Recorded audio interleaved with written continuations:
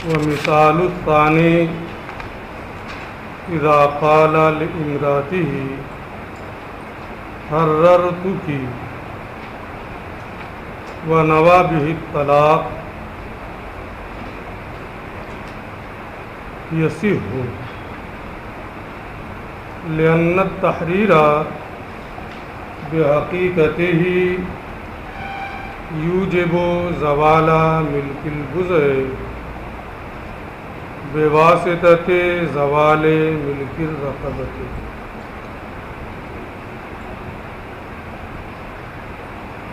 اور دوسرے کی مثال یعنی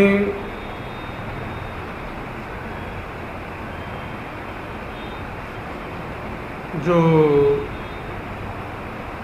مجازی معنی مراد لینے کے لیے دو صورتیں ہیں.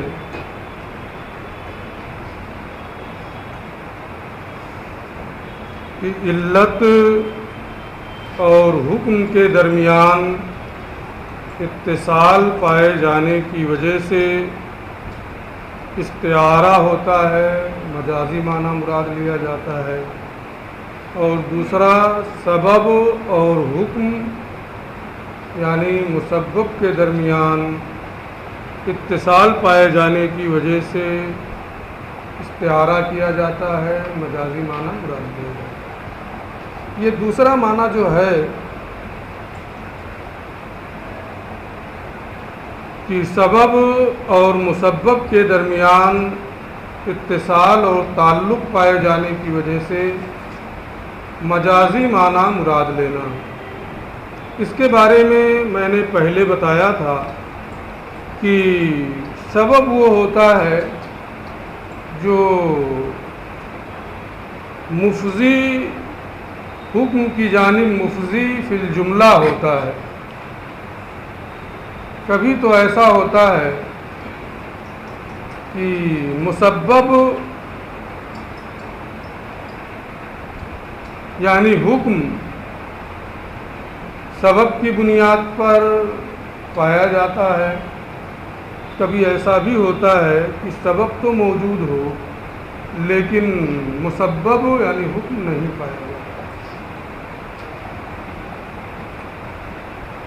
یہاں یہ اسی کی مثال دے رہے ہیں کہ سبب اور مسبب کا تعلق ہونے کی بنیاد پر استعارہ کیا جائے، مجاز کیا جائے.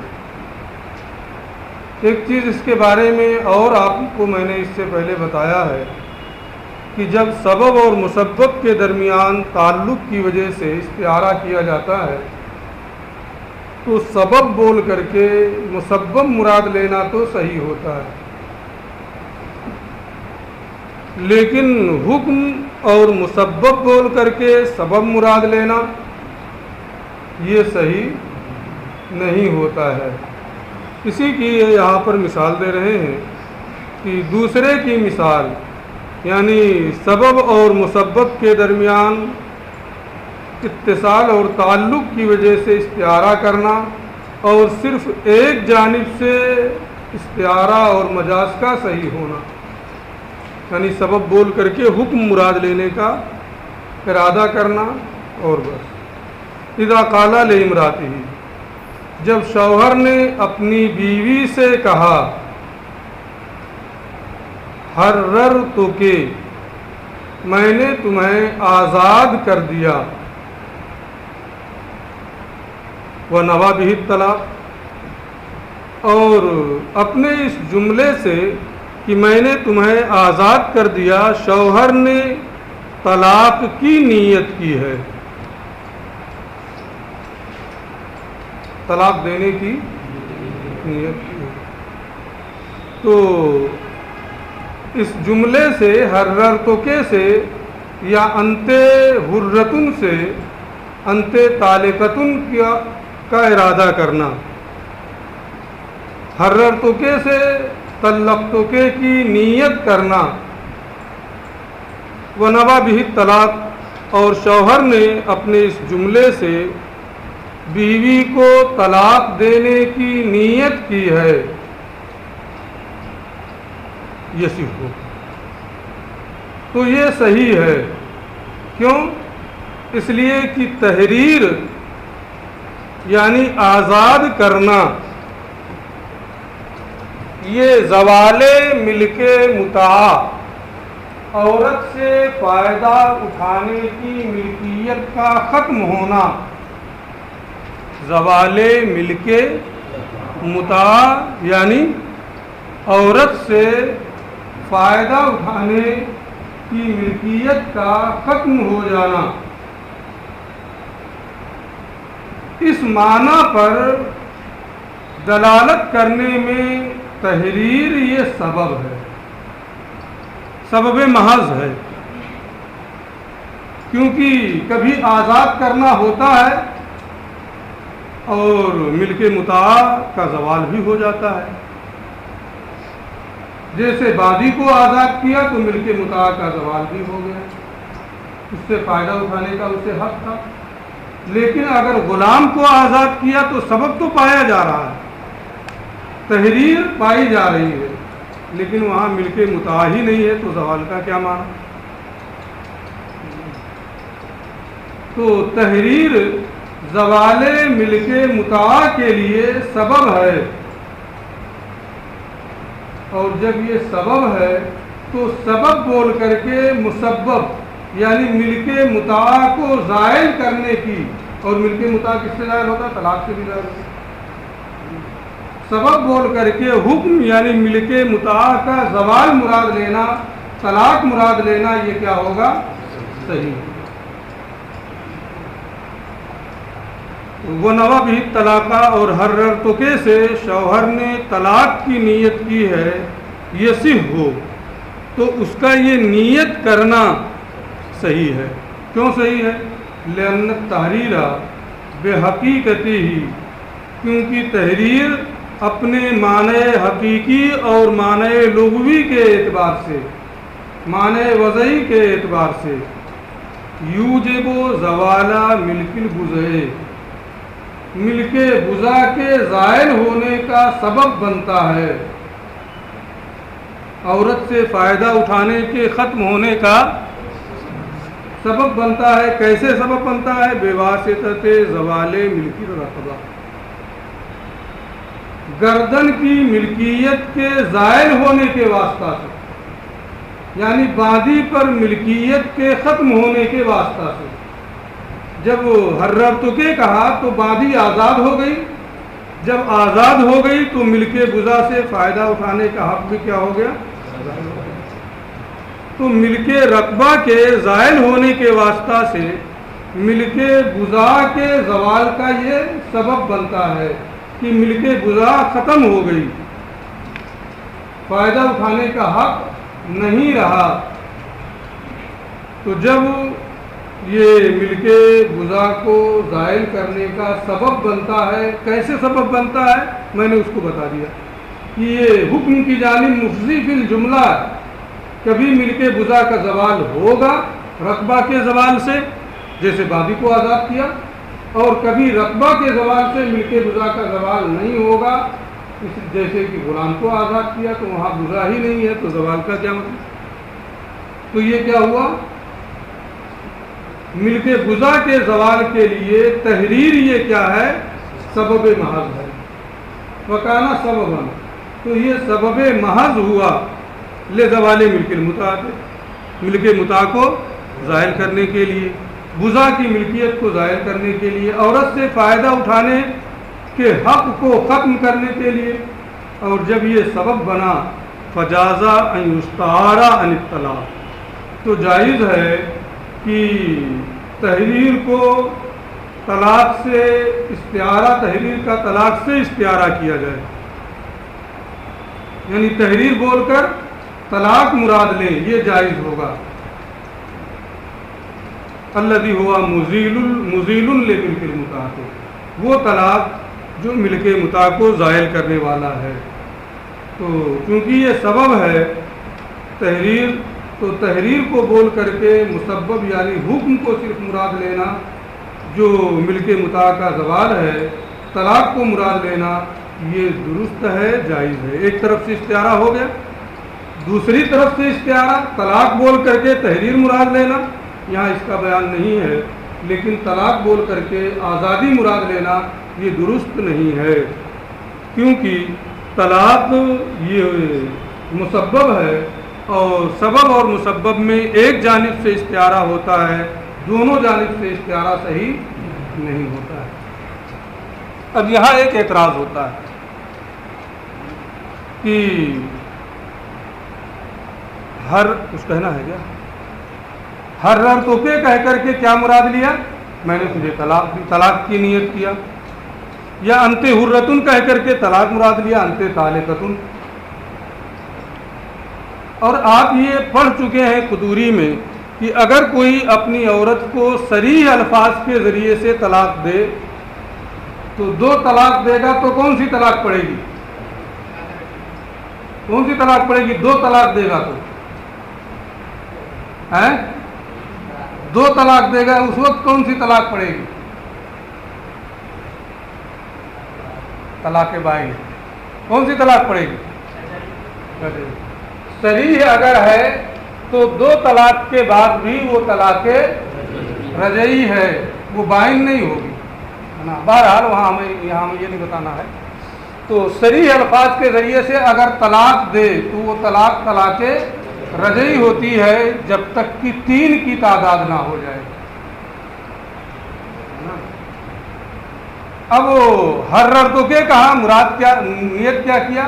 طلاق کی نیت کیا۔ انت حرتن کہا، طلاق کی نیت کیا۔ طلاق صریح ہے یا کنایا؟ طلاق صریح ہے۔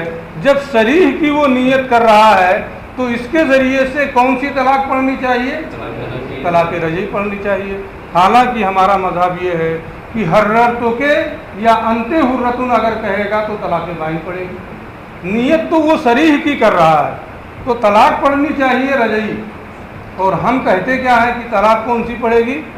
طلاق بائن۔ اسی کا جواب ولا یقال، یہاں یہ اعتراض نہ کیا جائے لو جعل مجازا عن الطلاق، اگر تحریر کو طلاق سے مجاز بنایا گیا، یعنی تحریر بول کر کے طلاق مراد لیا، انت حرتن بول کر کے طلاق مراد لیا، لا وجب ان یکون الطلاق الواقع ہو، تو ضروری ہوگا کہ اس سے واقع ہونے والی طلاق رجعی ہو، کہ صریح طلاق، جیسے صریح طلاق میں ہوتا ہے کہ اگر کوئی صریح کے ذریعے سے طلاق دے، طلق تو کے کہے تو طلاق رجعی پڑتی ہے۔ تو حرر تکے کے ذریعے سے جب طلاق کی نیت کر رہا ہے تو طلاق رجعی ہونی چاہیے۔ حالانکہ ہم احناف کا مذہب کیا ہے کہ حرر تکے سے کون سی طلاق پڑے گی؟ طلاق بائن۔ لأن نقول، یہاں یہ اعتراض نہ کیا جائے کیونکہ ہم اس کا جواب دیں گے لا نجعلہ مجازا عن الطلاق، ہم اسے مجاز سے طلاق سے مجاز نہیں بناتے ہیں۔ لا نجعلہ مجازا عن الطلاق، تحریر کو ہم طلاق سے مجاز نہیں بناتے ہیں کہ طلاق کو مراد لیا ہے، بلکہ یہ مجاز ہے ملک متاع کو زائل کرنے والی چیز سے، چونکہ طلاق سے بھی ملک متاع زائل ہو جاتی ہے، اس لیے طلاق کے لفظ کو استعمال کر دیا۔ تو مزیل ملک متاع سے یہ کیا ہے؟ مجاز ہے۔ اور ملک متاع کا زوال کس میں ہوتا ہے؟ بائن میں ہوتا ہے، طلاق رجعی میں نہیں ہوتا ہے۔ اس میں تو عورت سے رجعت کرنے کا، وطی کرنے کا اسے اختیار ہوتا ہے، قول کے ذریعے سے بھی رجعت کر سکتا ہے، فعل کے ذریعے سے بھی رجعت کر سکتا ہے، تو وہاں ملک متاع کا زوال نہیں ہوتا ہے۔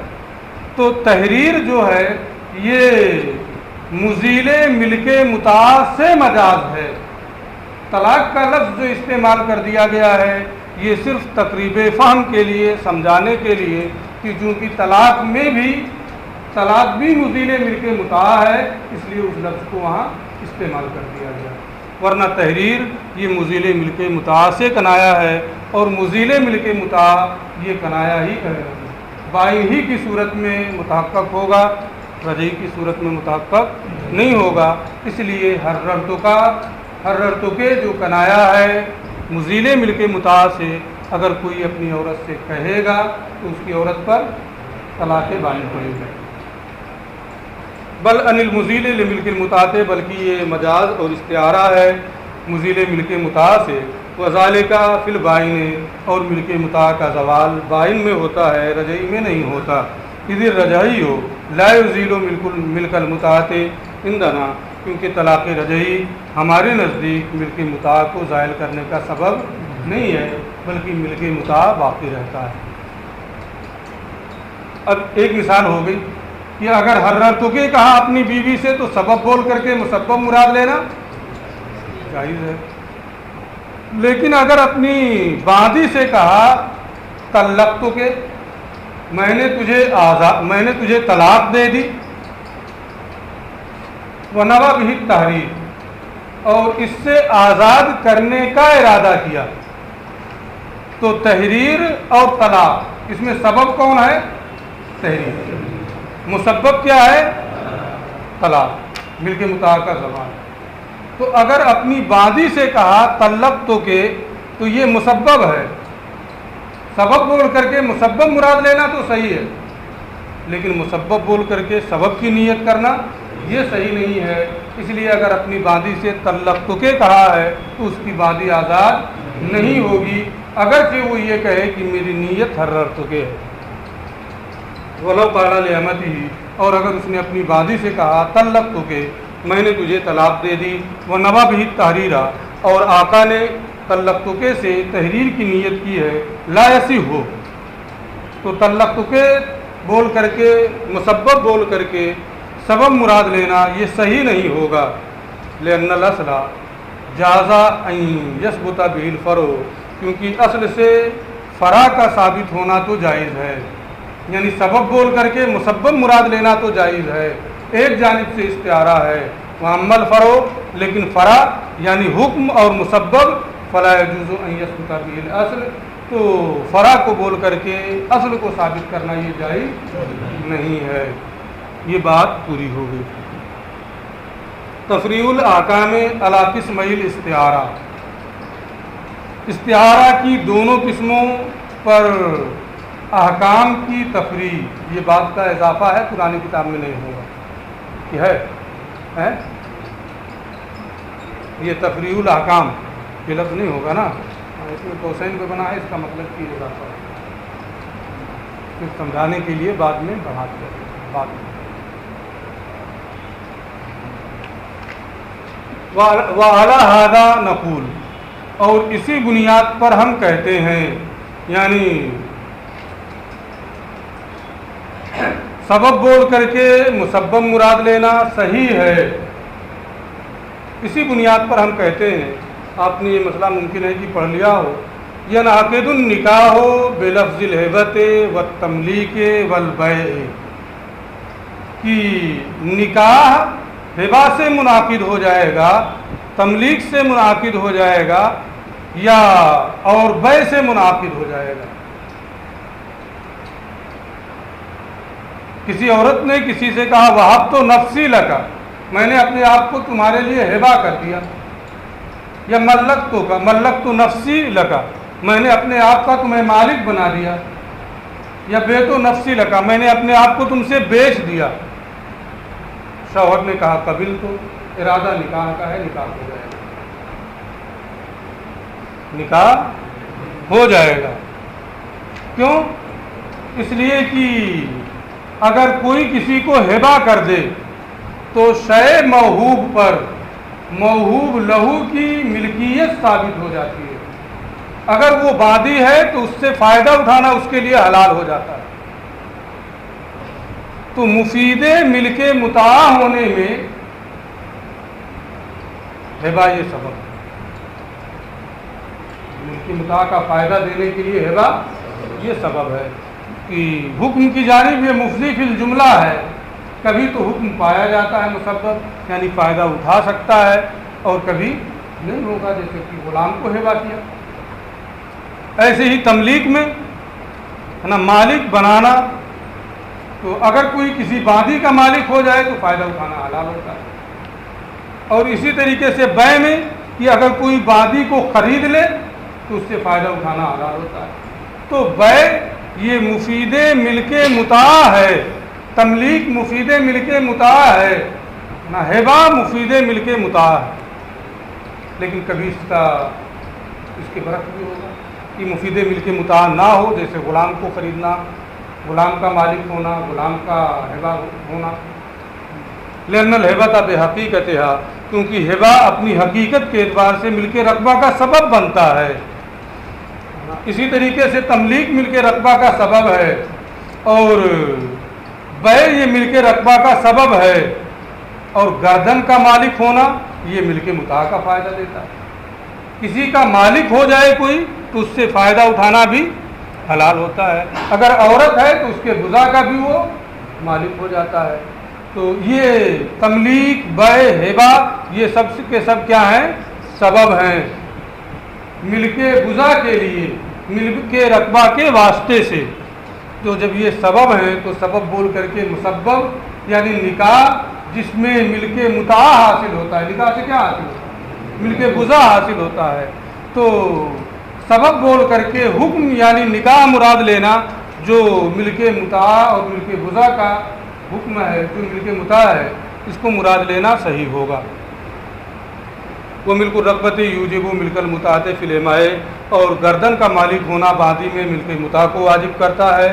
فکانت الہبۃ سببا محضا، تو ہبہ یہ سبب محض ہے کس چیز کے لیے؟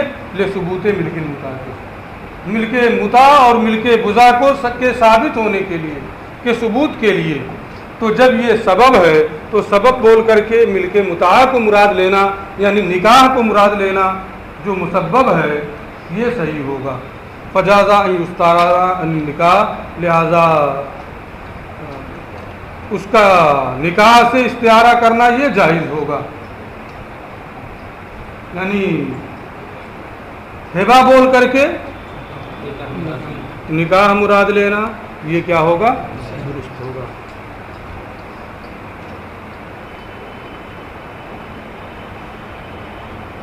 وقضا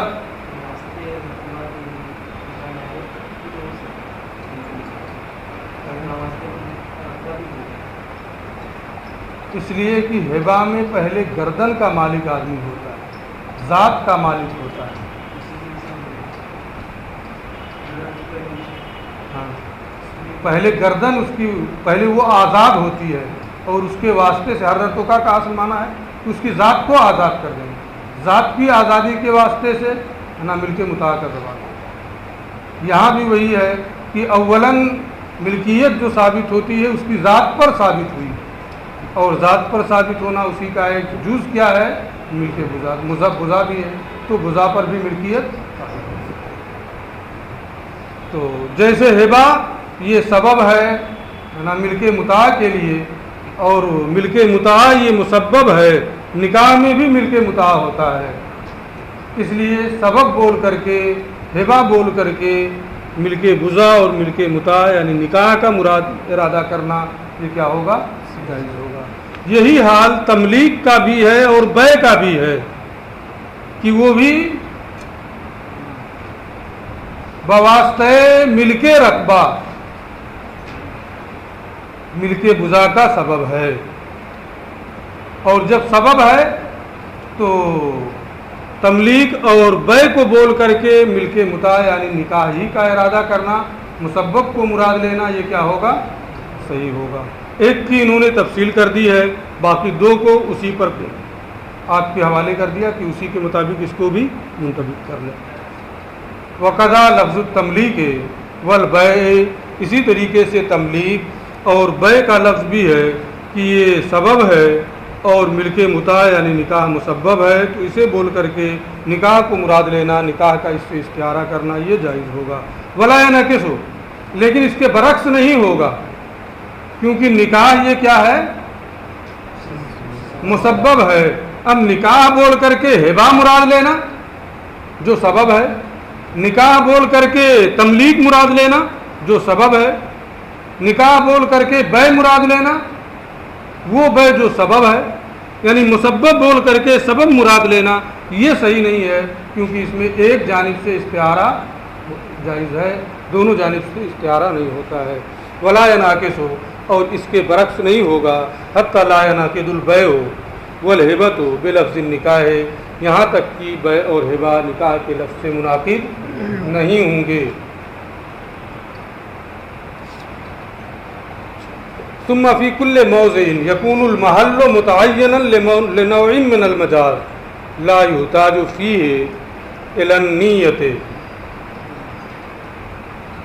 اب ایک عام ضابطہ یہ بیان کر رہے ہیں، اس کو بھی آپ نے پڑھ لیا ہے کہ پھر ہر وہ مقام، پھر ہر وہ جگہ جہاں محل مجاز کی کسی نوع کے لیے متعین ہو،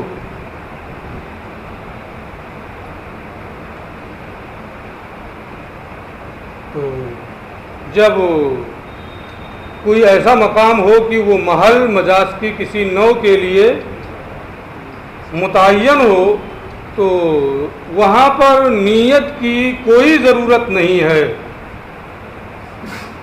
وہاں نیت کی کوئی ضرورت نہیں ہے. بغیر نیت کے حکم یعنی سبب جو ہے وہ معنی مجازی مراد لے لیا جائے گا. وہ نیت کرے یا نیت نہ کرے. آپ نے یہی اب تک پڑھا ہے، یہ بھی پڑھا ہے، لیکن پتہ نہیں کس کو یاد ہے کس کو یاد نہیں ہے کہ معنی مجازی حقیقت کو چھوڑ کر کے دوسرے معنی کو مراد لیں گے اگر، تو اس کے لیے نیت کا ہونا ضروری ہے. بغیر نیت کے دوسرے معنی کو نہیں مراد لے سکتے. یہاں یہ کہہ رہے ہیں کہ جہاں مجاز کی کسی نوع کے لیے جس مقام پر کوئی محل متعین ہو، ہر وہ جگہ کہ یکون المحل متعینا، جہاں محل مجاز کی کسی نوع کے لیے متعین ہو، تو وہاں نیت کی کوئی ضرورت نہیں ہوتی ہے. عام جگہوں میں تو ضرورت ہوتی ہے. جیسے ھذا ابنی کہا تو یہ ذو وجہین ہے، یہ میرا بیٹا ہے تکریم اور تعظیم کے لحاظ سے. یہ معنی بھی ہو سکتا ہے ھذا ابنی، یہ میرا بیٹا ہے، یعنی جیسے بیٹا آزاد ہوتا ہے یہ بھی آزاد ہے. دونوں معنی ہیں. اگر وہ تکریم کے معنی کا ارادہ کرے گا آزاد نہیں ہوگا، اور تحریر کا ارادہ کرے گا آزاد ہو جائے گا. لیکن کبھی ایسا ہوتا ہے کہ نیت وغیرہ کی کوئی ضرورت نہیں ہوتی ہے. جیسے اگر کوئی اجنبیہ عورت ہے جو کسی کی نکاح میں نہیں ہے، اور وہ اس اجنبیہ عورت سے کوئی مرد یا وہ خود اجنبیہ عورت کسی مرد سے یہ کہے وہب تو نفسی لگا، میں نے اپنے آپ کو تمہارے حوالے کر دیا، تو ظاہر سی بات ہے اجنبیہ آزاد عورت اپنے آپ کو ہبہ نہیں کر سکتی، اپنے آپ کی ذات، اپنی ذات کا کسی کو مالک نہیں بنا سکتی.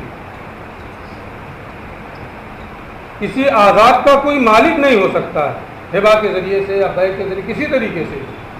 تو اجنبیہ آزاد عورت جب یہ کہہ رہی ہے وہب تو نفسی لکا، اور شوہر مرد کہہ رہا ہے قبل تو میں نے قبول کر لیا، تو یہاں اس کا معنی حقیقی کہ میں نے اپنے آپ کو تمہارے لیے ہبہ کیا، یہ ممکن نہیں، یہ نہیں ہوگا.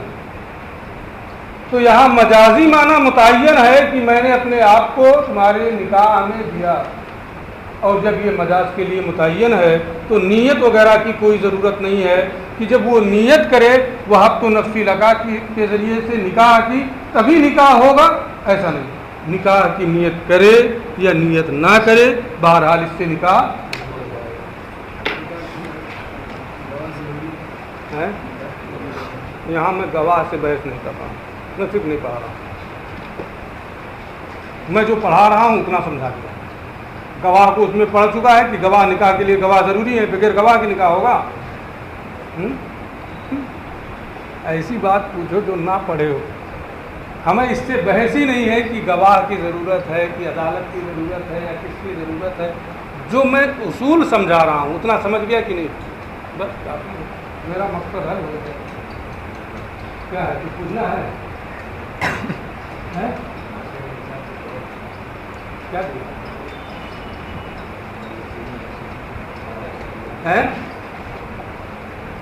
میں نے مثال دے دیا، وہی مثال ہے. تو دیا ہوگا کوئی مثال، کیا ہوگا؟ کیوں کیا ہوگا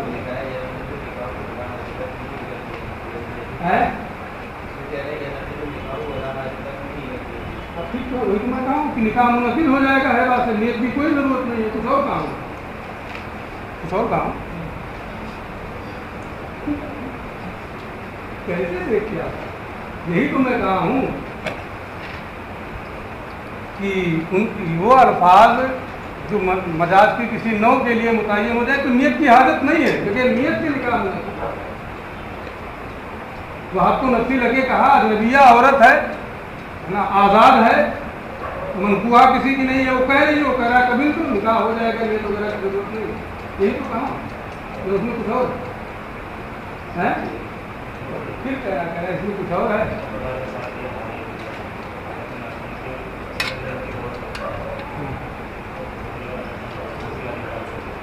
دوسری والی مثال جو میں کہہ دوں وہی صحیح ہے، کیا دیا ہے مثال میں کتاب میں حاشیے میں، اس سے ہم کو مطلب نہیں نا، یہ مان کے جو میں نے کہہ دیا وہی صحیح ہے،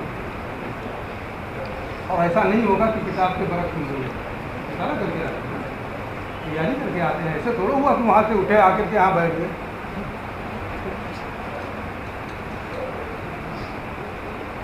لیکن مطالعے کو پڑھانا جو ہے پوری تیاری کے ساتھ، کوئی بھی آتا ہے درسگاہ میں پوری تیاری کے ساتھ، وہ جو بولے گا ایک لفظ اس کا اس کی دلیل ہے، کوئی لفظ بغیر ضرورت کے نہیں بولے گا۔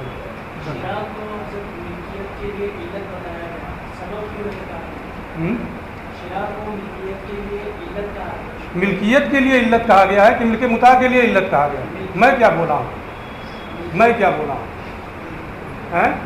ملکیت کے لیے بولا ہوں یا ملک متاع کے لیے؟ ملک متاع کے لیے بولا، ملک متاع کے لیے وہ سبب ہے، ملکیت کے لیے تو علت ہے، ملکیت سے ہم کو بحث نہیں، یہاں جو بحث ہم کر رہے ہیں بابو اس سے وہ سوچو، ہاں ہاں ٹھیک ہے میں سمجھ رہا ہوں۔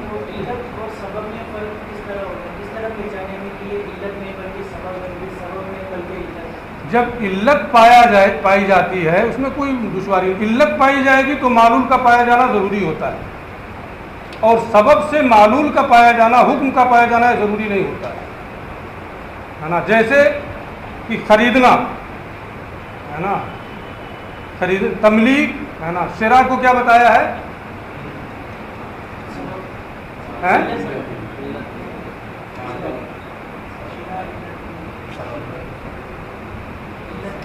کہاں؟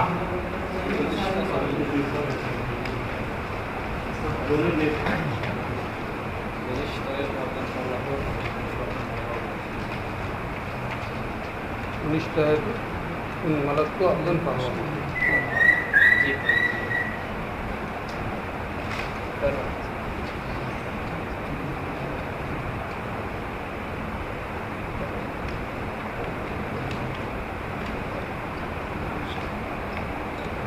ٹھیک ہے، تو ملکیت یہ معلول ہو جائے گا، شرع خریدنے سے ملکیت تو ثابت ہی ہوتی ہے، جب بھی شرع پایا جائے گا ملکیت سے تخلف نہیں ہوگا،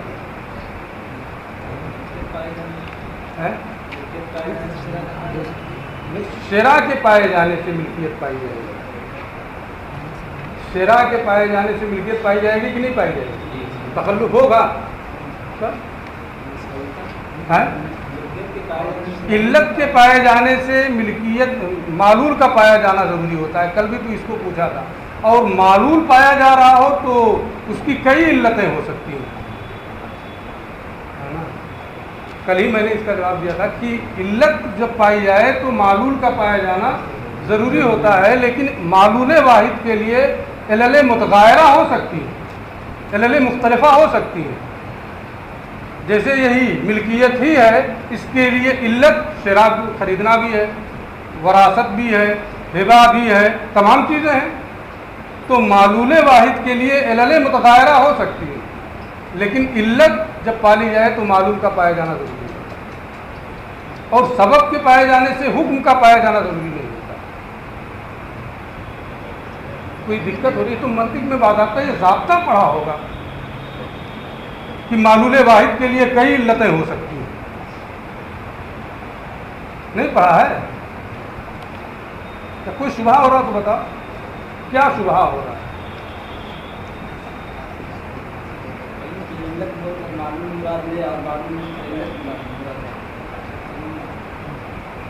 علت اور معلول دونوں کا استعارہ سے اگر علت اور معلول کا تعلق ہو گیا کہ یہ علت ہے اور یہ اس کا معلول ہے، تو علت بول کر کے معلول کو بھی مراد لے سکتے ہیں، معلول بول کر کے علت بھی مراد لے سکتے ہیں، لیکن اس کا یہ معنی نہیں ہے کہ معلول کے پائے جانے کے لیے علت کا پایا جانا ضروری، اسی علت کا پایا جانا ضروری۔ علت جب بھی پائی جائے گی معلول تو پایا جائے گا۔ یعنی وجود و وجوب میں جو گاڑھے الفاظ اس کو بولنا نہیں چاہتا ہوں اس لیے کہ اس میں ایک لفظ آتا ہے کہ وجوداً اور وجوباً اس کی جانب منسوب، بس اب وجوداً اور وجوباً اس کی جانب منسوب ہو، یہ لفظ اگر ہم بول دیں تو 1 گھنٹے اسی کو سمجھانا پڑے گا، ہے نا؟ اس لیے میں جان بوجھ کر کے وہ لفظ نہیں بولنا چاہتا ہوں جو خاص اس موقع پہ آپ آگے پڑھیں گے، بلکہ وہ لفظ بول رہا ہوں جو آپ کی سمجھ سے زیادہ قریب ہو، آپ آسانی سے اس کو سمجھ سکیں۔ اب اس کے بعد ایک چیز اور کہتے ہیں کہ ایک چیز آپ نے ماسبق میں یہ پڑھی ہے کہ معنی مجازی مراد لینے کے لیے صاحبین کے نزدیک کیا ہے؟ امکان حقیقت شرط ہے۔ تو اس اعتراض کو یہاں کہتے ہیں کہ لا یقال، یہ نہ کہا جائے لما کان امکان الحقیقت شرطا لصحت المجاز عندہما، جب صاحبین کے نزدیک صحت مجاز کے لیے امکان حقیقت بطور شرط ہے، حقیقت کا ممکن ہونا شرط ہے۔ کیف یصار الی المجاز فی صورت النکاح بلفظ الہبۃ، پھر لفظ ہبہ کے ذریعے سے نکاح کی صورت میں مجاز کی طرف کیسے پھیر دیا جائے گا؟ یعنی لفظ ہبہ بول کر کے نکاح مراد لینا یہ کیوں کر صحیح ہوگا؟ خود یہ واضح کر رہے ہیں مان تملیک الحرۃ بالبیع والہبۃ محال، یہاں امکان حقیقت ہے ہی نہیں۔ آزاد عورت اپنے آپ کو کسی کو ہبہ کر دے یا اپنے آپ کا کسی کو مالک بنا دے، یہی اس کا حقیقی معنی ہے، اور یہاں حقیقی معنی کا امکان نہیں ہے، اور جب حقیقی معنی کا امکان ہوتا ہے اس وقت اس کو اور عمل نہ ہو سکے کسی معنی کی وجہ سے تو پھر اس کو مجاز کی جانب پھیر دیا جاتا ہے، یہی صاحبین کا مذہب ہے۔ لفظ آزاد اجنبیہ عورت جب کہہ رہی ہے کہ میں نے ہبہ کیا تو اپنے آپ کا تو وہ مالک ہی نہیں بنا سکتی، اپنے آپ کو ہبہ ہی نہیں کر سکتی ہے، یہاں معنی حقیقی ممکن ہی نہیں ہے، تو معنی مجازی مراد لینے کے لیے امکان حقیقت صاحبین کے نزدیک شرط ہے اور یہاں معنی حقیقی ممکن نہیں ہے، تو مجاز کی جانب بھی اسے نہیں پھرنا چاہیے، یہ کہتے ہیں۔ لأن نقول، یہ اعتراض نہ کیا جائے کیونکہ ہم اس کا جواب دیں گے ذالک ممکن فی الجملہ، یہ فی الجملہ ممکن ہے، اور اس کے امکان کی ایک صورت آپ قدوری میں پڑھے ہوں گے، ابھی جلد پڑھے ہوں گے کہ کسی نے کہا کہ میں آسمان میں اڑوں گا، کسی نے کہا کہ میں اس مٹی کو سونا بنا دوں گا، فوراً حانث ہو جائے گا، کیوں؟ اس لیے کہ بطور کرامت ہے نا امکان فی الجملہ پایا جا رہا ہے، اگرچہ نہ ہو سکے لیکن امکان ہے نا فی الجملہ۔ ایسے ہی یہ بھی ہے کہ یہاں فی الجملہ امکان پایا جا رہا ہے، کیسے فی الجملہ امکان پایا جا رہا ہے کہ وہ عورت مرتد ہو جائے، مرتد ہو کر دارالحرب چلی جائے، دارالحرب میں قید کر لی جائے، قید کر کے دارالاسلام میں لے آئی جائے، تو کیا ہوگا؟ اس پر اس کی تملیک کا معنی صحیح ہو گیا کہ نہیں صحیح ہو گیا؟ تو فی الجملہ یہاں امکان پایا جاتا ہے، حقیقت کا امکان ہے اگرچہ دور کا صحیح، لیکن مجموعی طور پر یہاں امکان حقیقت ہے، لہذا مجاز کی طرف اس کو پھیر دیا جائے گا۔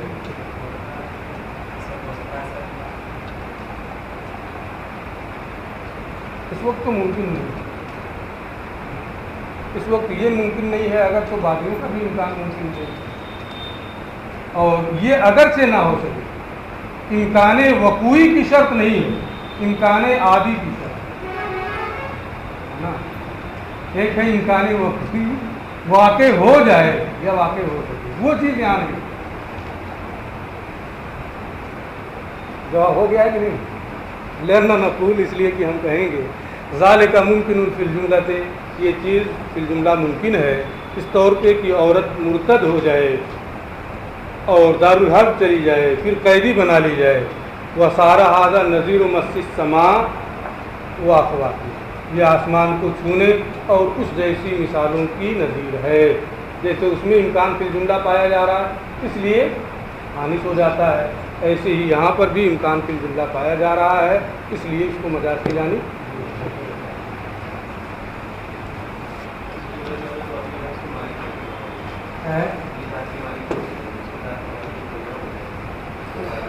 ذات کا مالک کیوں ہوگا؟ نکاح ہو گیا تو ذات کا مالک ہوگا۔ نکاح اس نے یہ کہا کہ میں نے اپنے آپ کو تمہاری ملکیت لے لیا، یعنی میں نے تجھے نکاح کیا، نکاح قبول تو میں نے قبول کر لیا، تو نکاح ہوا نا، تو وہ مملوکہ ہو گیا۔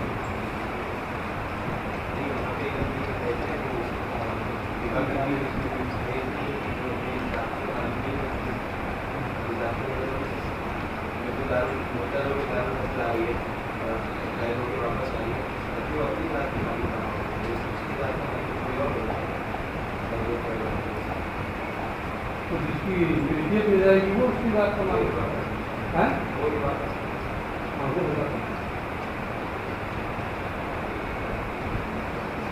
مطلب یہ کہ اس کی ذات کا کوئی مالک ہو جائے، اس کا امکان پایا جائے۔